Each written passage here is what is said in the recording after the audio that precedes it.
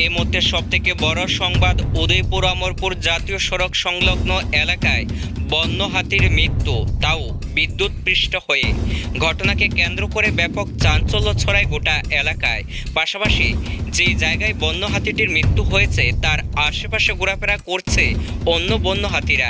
যে কোনো সময়ে গোটা এলাকায় তাণ্ডব চালাতে পারে অন্যান্য বন্য হাতিরা। কি বলছেন বন দপ্তরের এক আধিকারিক গোটা ঘটনায় শুনুন। একটা সকালে একটা জঙ্গলে হাতি মারা গেছে। আইয়া সাইডে কি কটার দিকে পালা হাতি না বন্য হাতি? বন্য হাতি। কটার দিকে খবর হয়েছে? আমরা 9টা 10-15 এরকম। এখন কি করা হইবে এটাতে?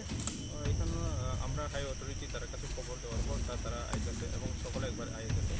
তখন বিভিন্ন সিস্টেম আছে, যে ডিপার্টমেন্টে যেটা রুট আছে এই রুট অনুযায়ী আমরা এইগুলো স্যার, প্রাথমিক ধারণা অনুযায়ী মানে কিভাবে মারা যায়? কিভাবে মারা গেছে এটা? প্রাথমিক ধারণা আমার মনে হয় কারেন্টের শর্ট মারা গেছে। আপনারা নিচে দেখবেন কারেন্টের তার তো একদম নিচেই আছে। নিচে প্রায় 7 ফুট 8 ফুট মতো হবে। ডিপার্টমেন্ট থেকে কেউ আসে এখানে? আইসে ইলেকট্রিকের কেউ আইছে? ইলেকট্রিকও আইসে, আর আমরা রেঞ্জ অফিসার, এসডি অফিসার সবাই আছে, স্টাফ আছে, ফোন আছে, কনস্ট্যান্ট আছে। ঠিক আছে, থ্যাংক ইউ।